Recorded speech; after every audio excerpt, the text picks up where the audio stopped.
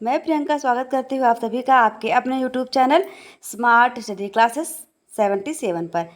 सबसे पहले तो आप एक काम करिए, हमारे चैनल को सब्सक्राइब कर लीजिए। उसके बाद आप आ जाइए पढ़ने के लिए।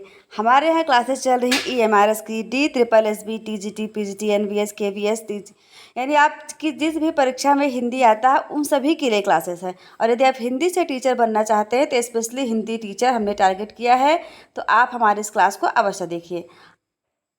इसके पहले की जितनी भी क्लासेस अपलोड हो चुकी है हमारे चैनल पर, ये मॉक टेस्ट नंबर 7 है, 6 तक आप जाकर देखिए। और बिहार शिक्षक भर्ती के लिए भी बहुत उपयोगी है। बिहार वालों की जो परीक्षा है वो 24 तारीख से होने वाली है, तो आप ज़रूर देखें सारी क्लासेस को 70 अंक की पूरी तैयारी के साथ। और यदि आप PDF को प्राप्त करना चाहते हैं तो उसके लिए आप हमारे टेलीग्राम चैनल के साथ अवश्य जुड़ें। आप जाइए टेलीग्राम पर, वहाँ पर सर्च कीजिए SSC 77 और ऐड हो जाइए हमारे टेलीग्राम ग्रुप से। वहाँ पर आपको ये शानदार PDF निःशुल्क प्राप्त हो जाएगी, जिससे आपको नोट्स भी नहीं बनाना पड़ेगा, है ना। तो 70 नंबर की पूरी तैयारी EMRS की हमारे साथ में। चलिए आप बताइए कि ये महत्वपूर्ण पंक्ति किसकी है। ये पंक्ति आपने बचपन में ज़रूर पढ़ी रही होगी। ये पंक्ति किसकी है आपको बताना है। मैं लाइन बोल रही हूँ, आप पंक्ति बताएंगे। बुंदेले हर बोलो के मुँह हमने सुनी कहानी थी, खूब लड़ी मर्दानी वह तो झांसी वाली प्राणी थी, चमक उठी सन 57 में वह तलवार पुरानी थी। बताइए ये पंक्ति किसकी है। तो मित्रों यह पंक्ति है सुभद्रा कुमारी चौहान की। सुभद्रा कुमारी चौहान की यह पंक्ति है। 1857 की क्रांति पर इन्होंने बहुत अच्छा लिखा है। आप पूरा पढ़िए इसको।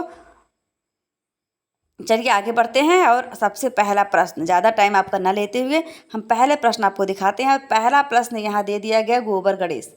अब आपको बताना है कि गोबर गणेश नामक जो उपन्यास है उसके लेखक कौन हैं। क्या मणिमधुकर जी हैं, पंकज बिष्ट हैं, गिरिराज किशोर हैं या फिर रमेश चंद्र शाह हैं। तो मित्रों आप यहाँ पर थोड़ा सा ध्यान दीजिए कि मणिमधुकर जो हैं उनकी एक बहुत ही प्रसिद्ध रचना है सफ़ेद मेमने। कौन सी? सफ़ेद मेमने इन्होंने लिखा है, बहुत बढ़िया है, आप पढ़िए इसको। सफ़ेद मेमने लिखा। उसके बाद उन्होंने लिख दिया पत्तों की बिरादरी। ध्यान से आप इसको देखते जाइए, पत्तों की बिरादरी। ठीक है। उसके अलावा इनकी एक बहुत प्रसिद्ध रचना रही है पिंजरे में मैना। पिंजरे में मैना आपसे पूछ लिया जाए किसकी है तो आप बता देंगे कि मणिमधुकर जी की है, पिंजरे में मैना। आप इसको भी याद कर लीजिए। ये सारी रचनाएं मणिमधुकर जी की है। हम आगे बढ़ेंगे और अब देखेंगे पंकज बिष्ट जी ने क्या लिखा था। पंकज बिष्ट की प्रसिद्ध कृति है लेकिन दरवाज़ा। एक तो हो गई लेकिन दरवाज़ा, और उसके बाद दूसरी रचना लिखते हैं उस चिड़िया का नाम। उस चिड़िया का नाम, ये है पंकज बिष्ट की उस चिड़िया का नाम। देखिए प्रत्येक प्रश्न का आप व्याख्या बहुत अच्छे तरीके से ध्यान से सुनिए। हो सकता है व्याख्या से ही कोई प्रश्न बन जाए, इसलिए कुछ भी छोड़ना नहीं है आपको। फिर गिरिराज किशोर जी ने पहला गिरमिटिया लिखा था, इसे आप जानते ही हैं। इसके अलावा उन्होंने लिखा था चिड़ियाघर। चिड़ियाघर जिसे आप जू कहते हैं। फिर लिख दिया था जुगलबंदी। ये सभी रचनाओं को स्क्रीन पर लिख पाना संभव नहीं होगा, आप सुनते भी जाइए। उसके बाद लिखा है इन्होंने यातना घर, यात्राएं, लोग, इंद्र सुने। ये सारी रचनाएं गिरिराज किशोर जी की है। फिर आपका ये जो स्क्रीन पर आपको दिख रहा है गोबर गणेश, इस उपन्यास के लेखक हो जाते हैं रमेश चंद्र शाह जी। यहाँ पर ऑप्शन दिया गया है रमेश चंद्र शाह के गोबर गणेश के अलावा कौन सी प्रसिद्ध रचना है, तो किस्सा गुलाम है। एक तो किस्सा गुलाम हो गया और दूसरा हो जाएगा आपका आखिरी दिन। आखिरी दिन। ये सारी की सारी रचनाएं बहुत ही महत्वपूर्ण है। आप स्क्रीनशॉट भी ले सकते हैं, नहीं तो याद कर लीजिए, नोट्स बनाते चलिए। अब आगे बढ़ेंगे हम और देखेंगे कि आपसे क्या पूछा जा रहा है। यहाँ पर अगले प्रश्न के रूप में यहाँ पूछा जा रहा है आपसे मछली मरी हुई किसका उपन्यास है। आपको विधा बता दिया गया। यदि आपसे इस प्रश्न की में पूछा जाता कि मछली मरी हुई किस विधा की रचना है तो आपको बताना होता उपन्यास। उपन्यास यहाँ पर बता दिया गया है तो आपको बताना है किसका है। क्या निर्मला वर्मा का है, श्रीकांत वर्मा का, राजकमल चौधरी का, या फिर मनोहर श्याम जोशी का। तो मित्रों हम यहाँ पर देखते चलें, इन सब के बारे में थोड़ा थोड़ा जानते चलें। निर्मल वर्मा ने लिखा था वे दिन। अब इनकी भी रचनाओं की याद करिए क्योंकि बहुत महत्वपूर्ण लेखक है ये। उसके बाद लाल टीन का छत, अभी पिछले प्रैक्टिस सेट में ये था लाल टीन का छत। आप प्रत्येक क्लास को अच्छे से देख रहे हैं कि नहीं, हल्के मत लीजिए, देखिए। उसके बाद एक चिथड़ा सुख, कितना सुख, एक चिथड़ा सुख, एक चिथड़ा सुख, रात का रिपोर्टर, ये रचनाएं हो गई निर्मल वर्मा जी की। फिर यहाँ पर श्रीकांत वर्मा जी हैं। श्रीकांत वर्मा जी की एक रचना थी दूसरी, ऐसे करके कुछ करके है, अभी ध्यान नहीं आ रहा है। चलिए राजकमल चौधरी के बारे में जानते हैं। नदी बहती थी, नदी बहती थी। उसके बाद एक रचना और है इनकी, अग्नि स्नान। अग्नि स्नान पूछा जाए किसकी कृति है तो आप बता देंगे राजकमल चौधरी जी की है, और इन्होंने ही लिखा हुआ है मछली मरी हुई। मछली मरी हुई, नदी बहती थी, अग्नि स्नान, ये राजकमल चौधरी की है। और मनोहर स्वयं जोशी के बारे में आपने पढ़ा होगा, कुरु कुरु स्वाहा कसब कौन हूँ मैं, कसम नहीं कसब, कुर कुर स्वाहा कसब कौन हूँ मैं, ये मनोहर श्याम जोशी जी की है, जो कि कई बार परीक्षाओं में पूछी गई है। ये देखिए ऑप्शन नंबर सी, आप सही कर लीजिए, इसको अच्छे से तरीके से पढ़ लीजिए। कितने पाकिस्तान, आपको बताना है कितने पाकिस्तान नामक जो उपन्यास है वह किसका है, कमलेश्वर का, राम खेलावन का, मुंशी प्रेमचंद का, वृंदावन लाल वर्मा का। तो कमलेश्वर ने लिखा था इसको, कितने पाकिस्तान किसने लिखा था, कमलेश्वर ने लिखा था। और यह भारत विभाजन पर आधारित महत्वपूर्ण उपन्यास है। भारत विभाजन पर आधारित महत्वपूर्ण उपन्यास भी जाना जाता है इसको। और राम खेलावन पांडे ने क्या किया था, इन्होंने हिंदी साहित्य का इतिहास, नया इतिहास लिखा था। क्या नाम था, हिंदी साहित्य का नया इतिहास। देखिए प्रत्येक इतिहास ग्रंथ के लेखकों का नाम भी आपको याद करना जरूरी है, और उनका इतिहास ग्रंथ भी याद करना जरूरी है। तो पूछ लीजिए हिंदी साहित्य का नया इतिहास किसने लिखा था, तो आप बता देंगे कि राम खेलावन पांडे जी जो हैं उन्होंने लिख दिया था। और कब लिखा था, तो 1969 में, 1969 में इन्होंने लिख दिया था हिंदी साहित्य का नया इतिहास। अब मुंशी प्रेमचंद जी के बारे में आपसे कहना है क्या, इन्होंने तो इतने सारे उपन्यास और कहानियाँ लिख दी हैं कि शायद आम लोगों के बस का याद करना भी नहीं है। आम लोग इतने सारी रचनाओं को याद ही नहीं कर सकते, लेकिन आप हिंदी साहित्य के विद्यार्थी रहे हैं, आप तो अधिकतर याद ही कर चुके होंगे। सबसे पहले इन्होंने लिखा सेवा सदन, फिर लिखा इन्होंने प्रेमाश्रम, उसके बाद रंगभूमि, अब सबको हम नहीं लिखेंगे, आप सुनते चलिए, कर्मभूमि, जितना लिख पा रहे हैं आप लिख रहे हैं, बाकी आप याद कर लीजिए, कायाकल्प, निर्मला, गबन, ये सारे तमाम उपन्यास उन्होंने लिखे, और इनको उपन्यास सम्राट कहा जाता है, कहानीकार या कथाकार भी कहे जाते हैं। अब आपके बचते हैं वृंदावन लाल वर्मा जी। तो वृंदावन लाल वर्मा भाई क्यों पीछे रहने वाले, इन्होंने लिख दिया गढ़ कुंडार, गढ़ कुंडार। देखिए एक एक रचनाएं महत्वपूर्ण है, आप प्रत्येक को ध्यान से सुनते चले। विराटा की पद्मिनी, या तो ज़्यादा ही इंपॉर्टेंट है, कई बार परीक्षा में पूछा गया है। विराटा की पद्मिनी, झांसी की रानी कचनार, मृगनयनी, ये इनकी रचनाएं हैं, वृंदावन लाल वर्मा की रचनाएं हैं। तो इस प्रश्न का सही जवाब हो जाता है ऑप्शन नंबर ए, यानी कितने पाकिस्तान नामक उपन्यास के लेखक हैं कमलेश्वर, ये आपको स्क्रीन पर दिख रहा है। कुट्टी चाटन, देखिए उपनाम है। आपको पता है कि अंग्रेज़ों का शासन हुआ करता था, तो उस समय अधिकतर लोग छद्मवेश में ना लिखा करते थे। जैसे किसी ने लिख दिया अपना नाम मधुप, किसी का दद्दा, किसी को किसी ने उपनाम दे दिया, किसी ने खुद ही अपना नाम बना लिया, किसी का हृदय उपनाम था। अब आप मुंशी प्रेमचंद जी देखिए नवाब राय के नाम से लिखते थे, भुजंग भूषण भट्टाचार्य के नाम से द्विवेदी जी लिखा करते थे, और अज्ञेय का नाम तो सच्चिदानंद हिरण्यवास से आया था। लेकिन इनकी रचनाओं को जब जब्त किया गया तो बाद में इनकी रचनाओं को अज्ञेय के नाम से छापना पड़ा। ऐसे ही देखेंगे आपकी अलग अलग लोगों ने कई उपनाम धारण किए थे, उनको दे दिया गया था। अंग्रेज़ों के टाइम में तो लोगों ने अपने सही नाम को छुपाने के लिए उपनाम रखा, लेकिन बाद में यह शौकिया भी लगाया जाने लगा, यानी हर कवि या लेखक के कोई न कोई उपनाम हुआ करता ही है, अधिकतर आप प्रायः आज भी देखते होंगे। तो चलिए अब आप बताइए डॉक्टर नगेंद्र ने क्या किया था ऐसा, जो जिसको हमने इस ऑप्शन में डाला। डॉक्टर नगेंद्र ने हिंदी साहित्य का इतिहास का संपादन किया था। लिखा नहीं था मित्रों। हाँ, अधिकतर विद्यार्थी कंफ्यूज होते हैं कि इन्होंने हिंदी साहित्य का इतिहास लिखा था। इतिहास लिखा नहीं था, बल्कि इन्होंने हिंदी साहित्य के इतिहास का संपादन किया था। अब गुलाब राय जी, बाबू गुलाब राय ने ठलुआ क्लब लिखा। फिर निराशा क्यों और मेरी असफलताएं। देखिए, मेरी असफलताएं, यह बहुत ही इम्पॉर्टेंट है, इसे आप याद कर लीजिए। असफलता और सफलता प्रत्येक व्यक्ति के जीवन में आती रहती है। निराश नहीं होना है, आशा एवं विश्वास के साथ आगे बढ़ते रहना है और सफलता के लिए प्रयासरत रहना है। चलिए आप बताइए, जैनेन्द्र महोदय ने ऐसा क्या किया था? तो जैनेन्द्र ने लिखा, सबसे पहले तो आप इनको जान लीजिए कि जो अपना अपना भाग्य नामक कहानी है, नेट जेआरएफ के पाठ्यक्रम में शामिल है, उसको इन्होंने लिखा था। अब देखिए, मंथन लिखा इन्होंने। क्या लिखा है? मंथन। इतस्ततः, इतस्ततः लिखा है। समय और हम लिखा है। समय और हम लिखा है। परिप्रेक्ष्य साहित्य और परिप्रेक्ष्य लिखा है, फिर साहित्य और संस्कृति लिखा। प्रस्तुत प्रश्न लिखा है। जड़ की बात लिखा है। साहित्य का श्रेय और प्रेय, ये सारी की सारी रचना जैनेन्द्र जी की है। अज्ञेय को आप जानते हैं, सच्चिदानंद हीरानंद वात्स्यायन अज्ञेय, इन्होंने कालगी बाजरे की लिखा है। कालगी बाजरे की तो आप जानते ही हैं ना। उसके अलावा बावरा अहेरी भी इनकी कृति है। तो कुट्टी चाटन किसका उपनाम हुआ? कुट्टी चाटन उपनाम भी आपके अज्ञेय जी का है, जबकि अज्ञेय खुद भी एक उपनाम है। इनका मूल नाम था Sachchidanand Hiranand Vatsyayan. Option number D सही हो जाएगा।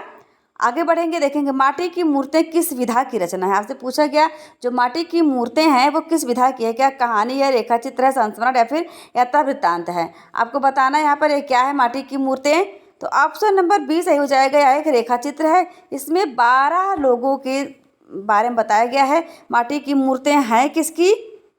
आप इसे कमेंट बॉक्स में कमेंट करके बताएंगे कि हम भी बता दें।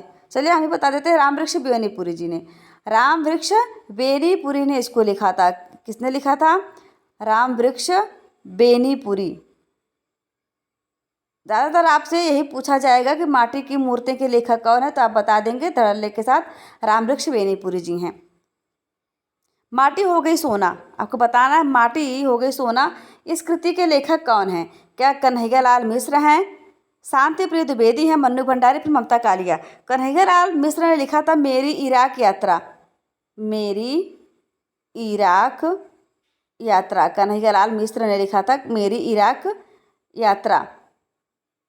उसके बाद आपके ये शांति प्रिय द्विवेदी जी ने लिखा था परिव्राजक कथा। क्या लिखा था मित्रों? परिव्राजक कथा। ये देखिए, परिव्राजक कथा लिखा था शांति प्रिय द्विवेदी महोदय ने। इसे भी याद करते चलिए, लगे हाथ तो आप सब कुछ याद करते हम बताते चलेंगे। मन्नू भंडारी आप जानते हैं कि इन्होंने क्या लिखा था? महाभोज। महाभोज आपका नेट जेआरएफ के पाठ्यक्रम में भी शामिल है। और आपका बंटी लिखा इन्होंने। 1 इंच मुस्कान लिखा। आपका बंटी आपने ज़रूर पढ़ा होगा, बहुत बढ़िया उपन्यास है, बाल मनोविज्ञान पर आधारित है। किस प्रकार से तलाक के पति पत्नी के तलाक के बीच में एक बच्चा पिसता रहता है, उसकी कहानी है कि बच्चे का दर्द है। ममता कालिया ने क्या लिखा था? ममता कालिया ने लिख दिया था बेघर। बेघर। उसके अलावा उन्होंने लिखा था प्रेम कहानी। आपको जो EMRS का पाठ्यक्रम है उसमें ममता कालिया जी को स्पेशल दिया गया है। उनका नाम महिला लेखिकाओं में ममता कालिया जी का नाम आया है। नरक दर नरक, साथी, ये सारी इनके रचनाएं हैं। बेघर, प्रेम कहानी, नरक दर नरक और साथी। तो ममता कालिया जी के बारे में भी आप याद कर लिए।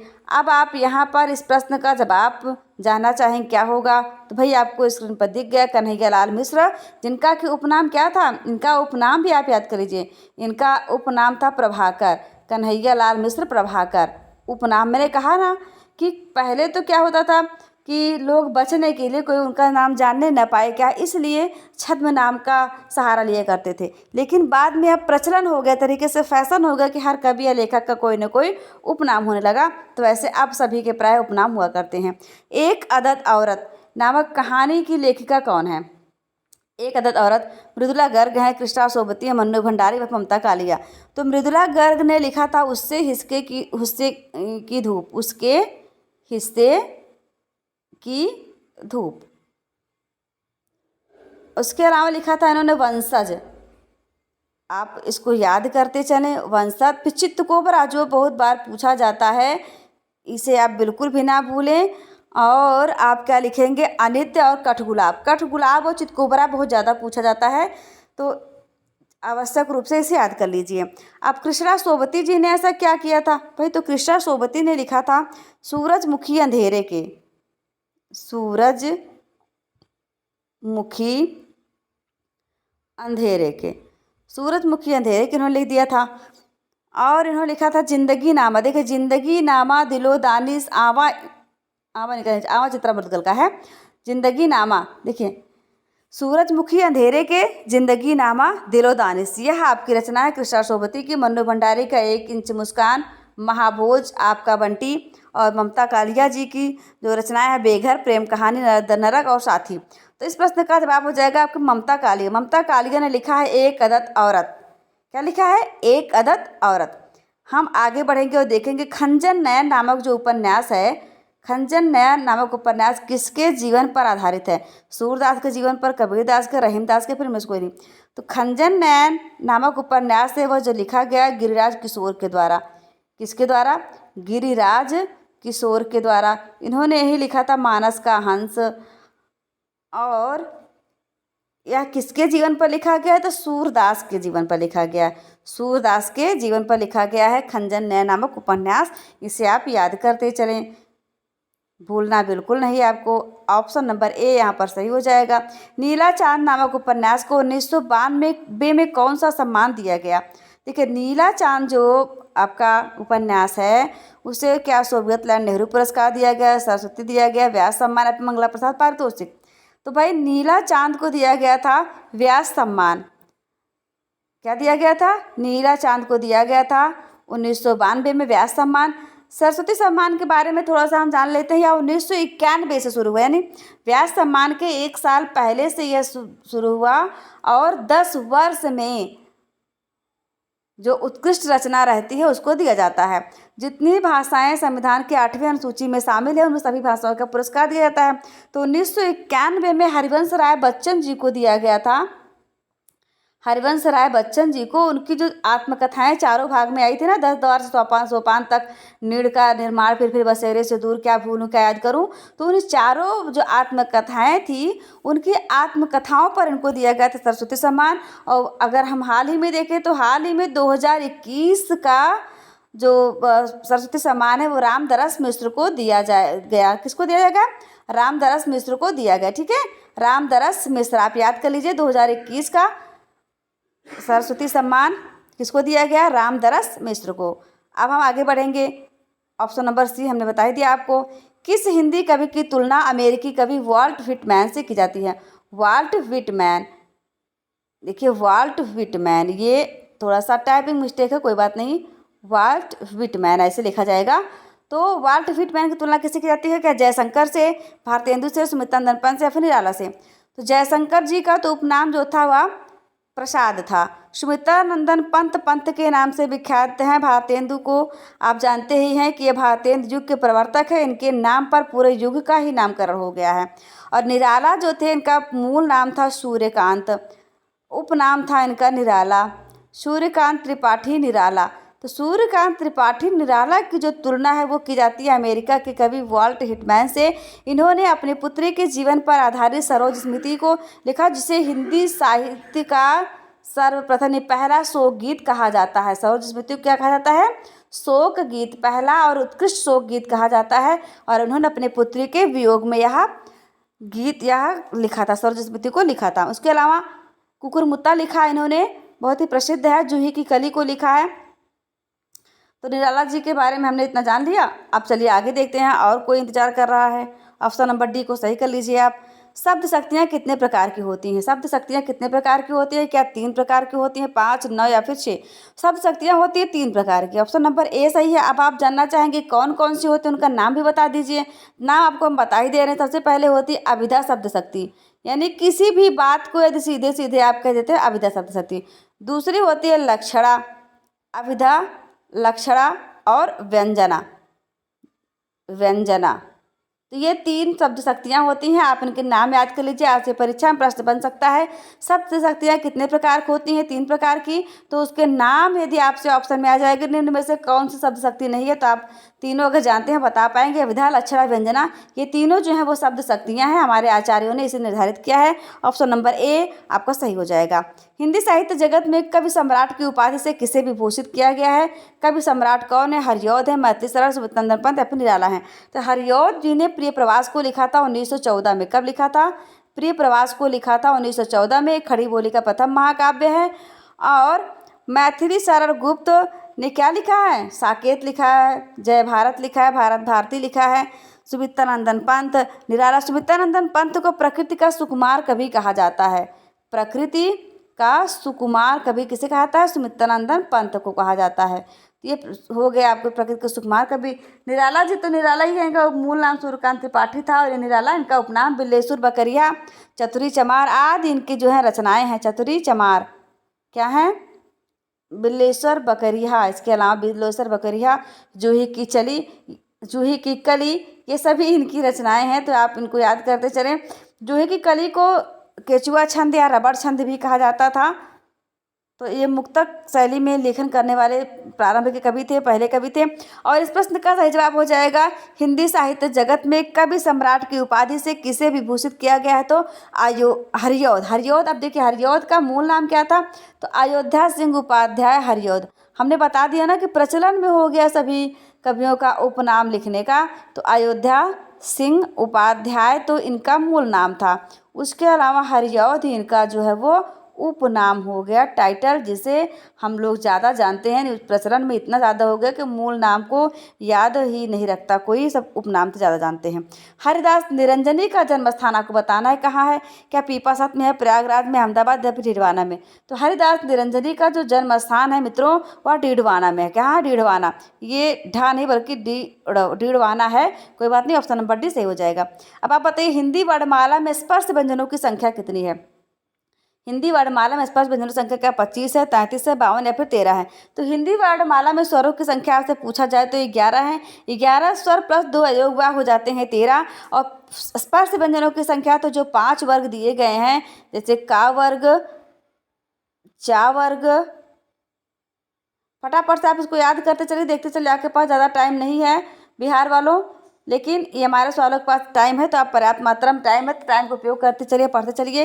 का वर्ग हमने लिखा है यहाँ पर, देखिए आप, का वर्ग, चा वर्ग, टा वर्ग, ता वर्ग और पा वर्ग। ये जो पांचों वर्ग हैं इन्हें ही कहा जाता है स्पर्श व्यंजन। एक शॉर्ट ट्रिक में हमने याद करवाया था आपको, स्पर्श व्यंजनों की संख्या कम है। कम यानी का से लेकर के माँ तक की जो संख्या है वह स्पर्श व्यंजनों की है। तो आप याद करते चलें कि हिंदी वर्णमाला में स्पर्श व्यंजनों की संख्या कितनी है? कम है। कम यानी कि का से लेकर के माँ है। ऑप्शन नंबर ए सही हो जाएगा। 25 वर्ड हैं। समझ में आ रहा है कि नहीं? रुद्र संप्रदाय की स्थापना किसने की थी? रुद्र संप्रदाय की स्थापना क्या निम्बार्काचार्य ने की थी, मध्वाचार्य ने, विश्व स्वामी ने, फिर रामानंद ने? एक रामानंद सागर भी हुए हैं जिन्होंने श्री कृष्णा आदि को देखो सीरियल को बनाया है, कितने अच्छे तरीके से उन्होंने प्रेजेंटेशन दिया, तो वो रामानंद नहीं है। रुद्र संप्रदाय की स्थापना की थी विष्णु स्वामी ने। किसने की थी? विष्णु स्वामी ने रुद्र संप्रदाय की स्थापना की थी। ऑप्शन नंबर सी यहाँ पर सही हो जाएगा, आप इसको नोट कर लीजिए। निम्न में से अशुद्ध शब्द नहीं है, देखिए अशुद्ध शब्द है या नहीं है इस पर विशेष ध्यान देना आपको। ये नहीं बहुत समझ लिए खतरनाक है।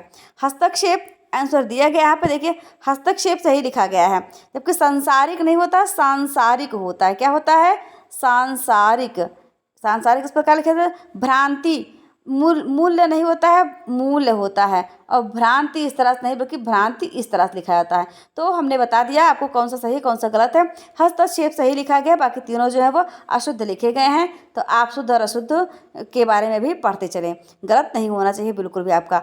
चलिए पापा, तो नित मेरे घर आवत है, रात गए फिर जावत है, फसत अमावस गोरी के फंदा, ए सखी साजन ना सखी चंदा। देखिए ये क्या है? ये मुकरियाँ हैं। पहले तो आप जान लीजिए मुकरियाँ हैं। अब मुकरियाँ होती क्या हैं? मुकरियाँ ये होती हैं कि उसमें पहले ऐसा प्रतीत होता है कि कुछ और कहा जा रहा है, लेकिन बाद में वह उस बात से मुकर जाता है, मुकर जाती हैं कि नहीं ये नहीं, ये इसका मतलब। जैसे देखिए अब इस पंक्ति का अर्थ जब आप समझेंगे तब जान जाएंगे। जैसे कहा गया इसमें, नित मेरे घर आवत है, रात गए फिर जावत है। मतलब एक सहेली अपनी सहेली से कह रही है, सखी नित्य मेरे घर आता है और रात गए यानी रात बीत जाने के बाद चला जाता है, लेकिन कभी कभी अमावस रूपी गोरी के फंदे में जब फंस जाता है तब वह नहीं आता है। तो उसकी सखी को कहती है, कौन? ये सखी साजन, मतलब ये सखी क्या तुम्हारे साजन? तो कहती ना सखी, चंदा। यानी चंदा जो होता है चंद्रमा, जिसे आप कहते हैं, को रात में आता है, सुबह होते ही चला जाता है, लेकिन अमावस्या को वह चंद्रमा नहीं निकलता है। तो यहाँ पर देखिए, एक जब वो बोल रही थी नित्य मेरे घर आवत है, रात गए फिर जावत है, तो ऐसा लगा कि जैसे वो अपने प्रिय की बात कर रही हो, लेकिन बाद में वो इस बात से मुकर जाती है, इसलिए इसे मुकरियाँ कहा जाता है। तो मुकरियाँ लिखा किसने था मित्रों? मुकरियाँ आप जानते हैं कि हमने आपको कई बार बताया है, मुकरियों को लिखा था आपके खुसरो जी ने। खुसरो रसखान तो कृष्ण भक्ति शाखा के कवि थे, ये कृष्ण की भक्ति किया करते थे। आप याद कर लीजिए, मुकरियाँ। भारतेंद्र भी मुकरियाँ लिखा करते थे, वो आधुनिक युग के थे, भारतेंद्र युग के थे। ऑप्शन नंबर बी सही हो जाएगा। था का उच्चारण स्थान क्या होता है? था का उच्चारण स्थान क्या तालु होता है, दंत होता है, मूर्धा होता है, फिर कंठ होता है? तो हम आपको बताते चले, तालु, इचु ऐसा नाम तालु, यानी ई और चा वर्ग। चा वर्ग में क्या कहेगा? चा, छा, जा, झा, इया और या, उसके बाद आपको ये वाला शा, इनका उच्चारण स्थान जो है वो तालु है। फिर आप देखेंगे दूसरी लाइन में क्या दिया गया? दंत। दंत ऋतु लसा नाम दंता, यानी कि ता वर्ग पूरा, ये री और ता वर्ग। उसके बाद ला और ये वाला सा, ला, ता था दाधा ना, ला शा री, इनका जो उच्चारण स्थान है वो दंत है। इन सभी के उच्चारण स्थान को क्या कहते हैं? हम दंत कहते हैं, दंत से बोले जाते हैं। इनके उच्चारण में हमारी जो जिह्वा होती है वो आकर दांत से टच होती है, और जिस शब्द के उच्चारण में जिह्वा मुख के जिस भाग को स्पर्श करती है उसे उस शब्द का उच्चारण स्थान कहा जाता है। अब आप मूर्धा को देख लीजिए, लगे हाथ तो फटाफट देखते चलिए। वैसे यदि आप हमारे चैनल पर जाएंगे तो यहाँ पर जो प्लेलिस्ट बनी हुई है प्रैक्टिस सेट की, उसमें हमने बहुत अच्छे तरीके से वर्णमाला को पढ़ाया हुआ है, तो आप उसको देख लीजिए, बहुत अच्छा होगा आपके लिए। मूर्धा, तो मूर्धा क्या हो जाएगा? ऋतु रसा नाम मूर्धा, यानी कि री से ऋषि आपको जो लिखते हो, ये री टू यानी कि टावर, टा ठा डा ढा आड़ा, और रा और उसके बाद शा, ये जो हैं आपके मूर्धन्य वर्ण कहे जाते हैं। क्या कहे जाते हैं? मूर्धन्य कहे जाते हैं। फिर आके बच गया कंठ। कंठ का तो अकु विसर्जनीय नाम कंठा, यानी आ का वर्ग, का खा गा घा अंगा और आहा, ओ सॉरी हा, अकु विसर्जनीय नाम कंठा, और हा जो, ये सारे जो है कहाँ से बोले जाते हैं? कंठ से बोले जाते हैं। तो इतनी व्याख्या देने के बाद अब आप समझ पाए कि नहीं समझ पाए था का उच्चारण स्थान क्या है? तो मित्रों, था का उच्चारण स्थान जो है आपका वो ताल दंत है। दंत क्या? ऋतु लसा नाम दंता, हमने आपको सूत्र भी बता दिया था। सबरपा, ये सर्वपा नहीं है, सबरपा। ये देखिए, सबरपा को आप ऐसे लिखेंगे, सबरपा। तो सबरपा के गुरु का क्या नाम था? डोम्बिपा था, सरपा था, सालिपा था, छत्रपा था। हम आपको बताते चले, जो 84 सिद्ध हैं, 84 सिद्ध में पा नाम के आगे पा जो था वो आदर सूचक शब्द था, तो लगा देने का प्रचलन था। उन्हीं में से आपके थे सरहपा, जो सरहपा थे वो सबरपा के गुरु थे। यानी कौन था? ऑप्शन नंबर बी सही होगा कि जो सबरपा महोदय थे उनके गुरु कौन थे? सरहपा थे। याद कर लीजिए इसको। दलित विमर्श की प्रथम आत्मकथा अपने अपने पिंजरे किसके द्वारा लिखी गई? यहाँ पर आप जानना चाहेंगे कि किसके द्वारा लिखी गई? तुलसी राम के द्वारा, सुशीला टकभौरे द्वारा, ओम प्रकाश वाल्मीकि द्वारा, मोहनदास नेमिष के द्वारा। तो तुलसी राम के द्वारा तो लिखा गया मुर्दहिया, मुर्दहिया लिखा गया है ना। मुर्दहिया आपने पढ़ा भी होगा। क्यों पढ़ा होगा? क्योंकि नेट JRF के पाठ्यक्रम में, इसलिए आपको पढ़ना ही पड़ेगा। मुर्दहिया 2 भाग में है। फिर ओम प्रकाश वाल्मीकि का है झोपड़ी से राजभवन तक, और आपके नेमिष मोहनदास नेमिष राय के द्वारा लिखा गया है। ये आपका जो प्रश्न पूछा गया, अपने अपने पिंजरे, तो ऑप्शन नंबर डी सही हो जाएगा। मोहनदास नेमिष राय ने लिखा था दलित विमर्श की प्रथम आत्मकथा अपने अपने पिंजरे। निम्न में शुद्ध शब्द की पहचान करना है आपको। शुद्ध कौन सा है? ये जो जांच लिखा गया है, क्या जांच शुद्ध है? गो शुद्ध है, सामान शुद्ध है, फिर अध्यात्म शुद्ध है। तो आप शुद्ध और अशुद्ध पर विशेष ध्यान दे ही रहे हैं, आप गलती करेंगे ही नहीं। ऑप्शन नंबर सी जो है वो सही है, सामान बिल्कुल सही है। अब जांच को कैसे लिखेंगे आप? जांच लिखेंगे इस प्रकार से। अब गो, यहाँ गो में जाना थोड़ी होता, ग होता है, ऐसे लिखा जाएगा। अध्यात्म नहीं होता, आध्यात्म होता है। तो हिंदी के विद्यार्थियों को शुद्ध वाचन और शुद्ध लेखन अत्यंत ही आवश्यक होता है। मैं बार बार कहती हूँ, ऑप्शन नंबर सी जो है वो सही है। आप बताइए, देव और बिहारी नामक जो रचना है उसके लेखक कौन है? मित्रों, देव और बिहारी यानी इन दोनों की तुलना की गई, कौन बड़ा है, ऐसा किसने किया? लाला भगवान दीन ने किया, कृष्ण बिहारी ने किया, अंबिका दत्त व्यास ने, सुमितंदन पंत ने। तो यह किया था कृष्ण बिहारी मिश्र ने। यानी देव और बिहारी लिखा था कृष्ण बिहारी ने, लेकिन बिहारी और देव नामक जो एक रचना लिखी गई वो लाला भगवान दीन के द्वारा लिखी गई। आप दोनों को याद कर पाएंगे इस क्वेश्चन के माध्यम से। ये हमारी क्लास करने का फ़ायदा। देखिए यहाँ पर कृष्ण बिहारी मिश्र ने लिखा देव और बिहारी, लेकिन बिहारी को पहले कर दीजिए और देव को बाद में, तो वह रचना किसकी हो जाएगी? वह हो जाएगी लाला भगवान दीन की। लाला भगवान दीन ने लिखा था बिहारी और देव। इसको भी आप याद करते चले लगे हाथों। पूरी अमी की कटोरिया सी चिरंजीवी रहो विक्टोरिया रानी। यह पंक्ति किसकी है? यह समस्या पूर्ति है। समस्या पूर्ति किस युग की विशेषता रही है? तो रही भारतेंदु युग की विशेषता। प्रताप नारायण मिश्र ने इसको लिखा, भारतेंदु ने लिखा, या फिर अंबिका दत्त व्यास ने लिखा, सुमितंदन पंत ने लिखा? तो मित्रों हम आपको बता देते हैं, इसको लिखा था अंबिका दत्त व्यास जी ने। पूरी अमी की कटोरिया से चिरंजीवी रहो विक्टोरिया रानी। विक्टोरिया रानी को ये बहुत अच्छी शासिका मानते थे, इसलिए उनकी प्रशंसा में लिखा था अंबिका दत्त व्यास। दुलाई वाली नामक कहानी किसके द्वारा लिखी गई? जी हाँ मित्रों, दुलाई वाली जो कहानी है, जिसे हिंदी साहित्य की जो पहली कहानी माना जाता है, दुलाई वाली को माना जाता है। ये 1901 या 3 में लिखी गई थी, शायद 1903 में लिखी गई थी, और राजेंद्र बाला घोष के द्वारा लिखी गई थी। राजेंद्र बाला घोष जो है वो प्रथम महिला कहानीकार भी हैं। इनका उपनाम बंग महिला है। क्या है? बंग महिला। तो दुलाई वाली किसकी कहानी है? राजेंद्र बाला घोष की, यानी बंग महिला की हिंदी की प्रथम कहानी मानी जाती है ये। और एक घूंट किस विधा की रचना है? एक घूंट क्या पानी पियेंगे क्या? एक घूंट नहीं, एक घूंट चाय पी लीजिए, कुछ मत पीजिए, एक घूंट को याद कर लीजिए। एक घूंट किस विधा की रचना है? एकांकी है, नाटक है, कहानी या फिर अत्र वृत्तांत है? तो भाई एक घूंट जो है वो जयशंकर प्रसाद की क्या है? रचना है। जयशंकर प्रसाद ने क्या क्या लिखा था? चंद्रगुप्त, स्कंदगुप्त, ध्रुव स्वामी, अजात शत्रु ने सब लिखा था। तो एक घूंट इनकी एकांकी है। ऑप्शन नंबर ए यहाँ पर सही होने वाला। एक घूंट एकांकी है जयशंकर प्रसाद जी की। सही कर दिया आपने। The modern vernacular literature of Hindustan के लेखक कौन है? The modern vernacular literature of Hindustan के लेखक कौन है? एडसन ग्रीव्स हैं, FE के हैं, गार्सा तासी, जॉर्ज ग्रेसन है। गार्सा तासी ने लिखा था हिंदी साहित्य का इतिहास, वही फ्रेंच भाषा में। आपको हमने पिछले प्रैक्टिस सेट में बताया ही है, फ्रेंच भाषा में लिखा था। तेस्तवार दलाल लिटरेचर अंधे हिंदुस्तानी। लेकिन उसके बाद गार्सा तासी महोदय ने इसे व्यवस्थित क्रम में लिखने का प्रयास किया। The modern vernacular literature of Hindustan के नाम से लिखा था। और सबसे पहले काल विभाजन जो हुआ हिंदी साहित्य के इतिहास में वो जॉर्ज ग्रेसन ने ही किया था। तो ऑप्शन नंबर डी यहाँ पर सही हो जाएगा। आप इसको टिक कर लीजिए। हिंदी साहित्य का आधा इतिहास कितने लिखा? बताइए, पूरा लोग लिख रहे हैं, ये आधा लिख के पड़ी हुई है। आधा क्यों लिखा है इन्होंने? क्योंकि उन्होंने ये बताया कि हर जगह योगदान स्त्रियों का आधा है, इसलिए इन्होंने सिर्फ स्त्री के ऊपर उपन्यास लिखा है। स्त्री लिखा जितने ही। इनका कहने का मतलब ये था कि शुरू से जितने भी आप देखें माताएं जो हैं लोरियां गाकर बच्चों को सुनाया करती थी। हमारे गांव में शादी का फंक्शन हो या किस जन्मोत्सव हो, कुछ भी हो, माताएं हो, आगे अभी भी आपने देखा होगा वो गीत गाती हैं। लेकिन उन सबको इग्नोर करते हुए केवल पुरुषों को ही शामिल किया गया हिंदी साहित्य के इतिहास में। किसी भी महिला लेखिका के बारे में नहीं बताया गया। तो सुमन राजे जी ने ये कहा कि इसकी जननी तो वही हैं, उन्होंने शुरुआत की, लेकिन उनके बारे में नहीं बताया गया। तो उन्होंने क्या किया, इसके बारे में विस्तृत व्याख्या की। मैंने इसको पूरा पढ़ा तो नहीं है, लेकिन इतनी जानकारी मुझे इनके बारे में है। तो सुमन राजे जी ने लिखा था इसको हिंदी साहित्य का आधा इतिहास। अब आपको समझ में आ गया होगा आधा इतिहास क्यों कहा गया इसको, है ना? बहुत समझदार हैं आप लोग भाई। चलिए आगे बढ़ेंगे हम। ऑप्शन नंबर सी को टिक कर लीजिएगा। साहित्य दर्पण किसका ग्रंथ है? साहित्य दर्पण आप बताएंगे किसका है, तो हम बता देते तुरंत आपको, विश्वनाथ का है। आचार्य विश्वनाथ ये 17वीं शताब्दी के आचार्य थे और काव्यशास्त्री थे। तो इन्होंने लिखा था साहित्य दर्पण। अब हम बढ़ेंगे आगे।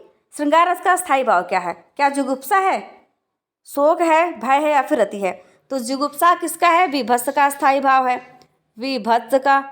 और शोक आपका हो जाएगा करुण रस का, भय हो जाएगा भयानक का, रति किसका हो जाएगा? श्रृंगार रस का। श्रृंगार रस का स्थायी भाव जो है वो रति है। जिस समास में प्रथम पद एवं उत्तर पद प्रधान ना होकर तीसरा पद प्रधान होता है उसे कौन सा उपन्यास? नहीं भाई, थोड़ा सा टाइपिंग मिस्टेक है। उसे कौन सा समास कहते हैं? इतना तो आप समझदार हैं ही। द्वंद्व समास कहते हैं, व्ययभाव समास कहते हैं, बहुब्रीहि समास कहते हैं, कर्मधारय कहते हैं। आपको पता है द्वंद्व समास में दोनों पद प्रधान होते हैं। अव्ययभाव समास में पहला पद अव्यय होता है। बहुब्रीहि समास ऐसा होता है जिसके दोनों पद प्रधान ना होकर बल्कि तीसरा पद प्रधान होता है। यानी ऑप्शन नंबर सी इसका सही जवाब होने वाला है। तो आप टिक कर लीजिए, ऑप्शन नंबर सी यानी बहुब्रीहि समास हो जाएगा। तो आप देखिए सारे के सारे प्रश्न हमने आपको हल करवा दिए। अभी तक आपने हमारी क्लास को लाइक नहीं किया ना तो चैनल को सब्सक्राइब किया, तो आप फट से पहले लाइक करिए, सब्सक्राइब करिए, उसके बाद आप शेयर करिए, तब यहाँ से जाइए। ठीक है, इतना तो बनता ही, हमने इतनी मेहनत की है, इसको सब्सक्राइब करके तभी जाइएगा। तो चलिए ठीक है, ये क्लास को आप देखिए, अच्छे तरीके से पढ़ाई करिए। हम बहुत ही जल्दी आपके लिए अगली क्लास देकर आने वाले हैं। तब तक आप लोग स्वस्थ रहिए, मस्त रहिए, अपना और अपनों का ख्याल रखिए। और हाँ, यदि आपने अभी तक जनरल अवेयरनेस की जो क्लास है उसको नहीं देखा है तो उसको भी जाकर देख लीजिए, चैनल पर अपलोड हो चुकी है और आपके लिए क्लास बनाई गई है, तो आप देखते रहिए। नमस्कार, जय हिंद, जय भारत।